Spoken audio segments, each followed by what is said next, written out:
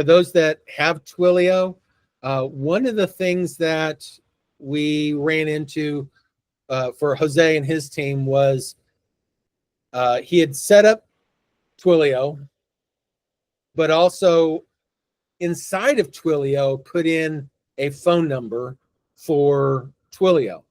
And whenever you're in SAM, typically you would come in here and say add phone number, and then you would pick your United States, your area code, and it will find it. So like if I come in here, say get available numbers.